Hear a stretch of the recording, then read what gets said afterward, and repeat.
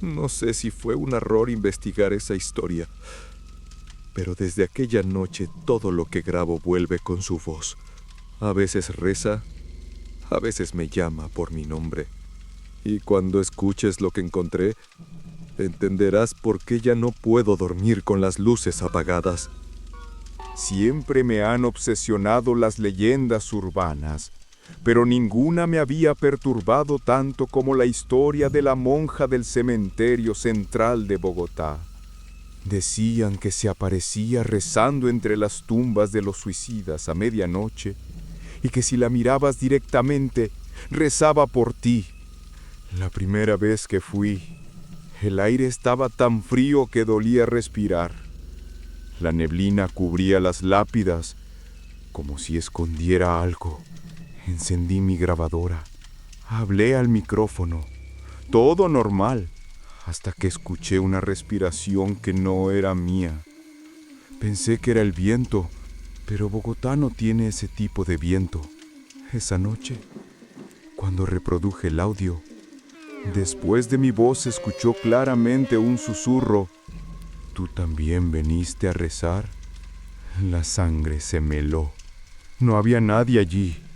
Nadie. Volví 2 noches después, decidido a probar que solo era una coincidencia.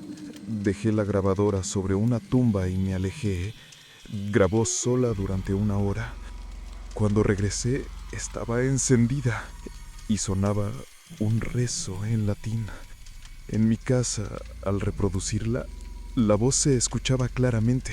Era femenina, profunda, cansada, y entre los rezos, mi nombre, 3 veces. No había forma de que alguien supiera cómo me llamaba. Esa noche soñé con una figura cubierta por un velo blanco. Caminaba sobre las lápidas y cuando desperté, tenía tierra bajo las uñas. Empecé a investigar de verdad. En los archivos del distrito encontré un documento viejo. Sor Magdalena, expulsada del convento de Santa Isabel por prácticas de herejía, desaparecida en 1943.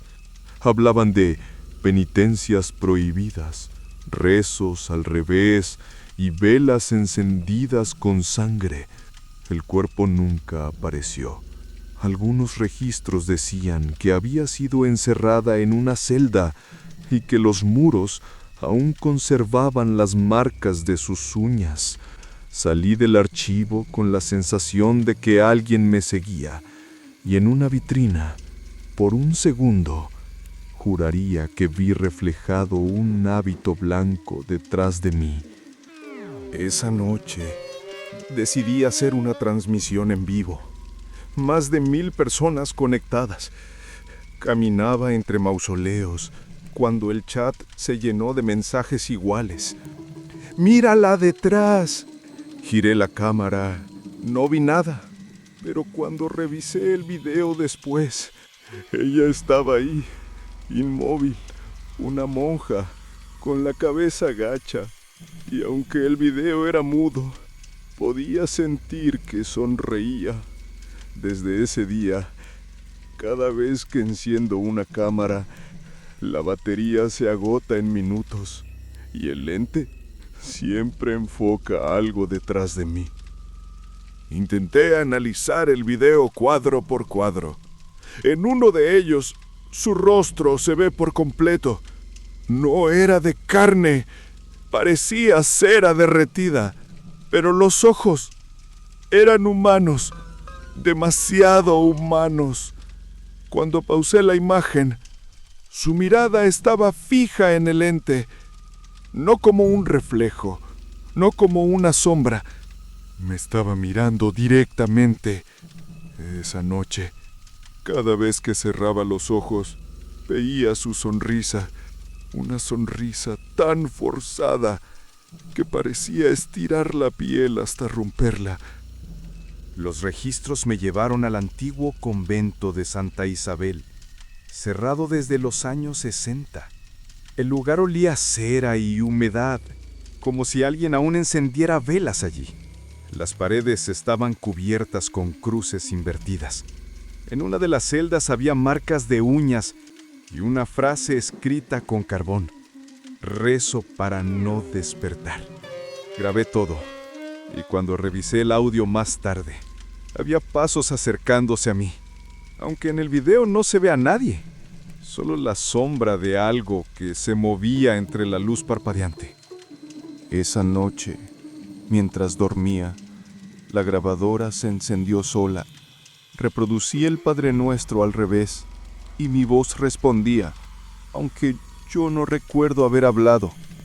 Volví al convento al amanecer. Decidido a cerrar ese ciclo, la celda estaba igual, excepto por una vela encendida sobre el suelo. Y, justo detrás de mí, una voz: ¿viniste a rezar por mí?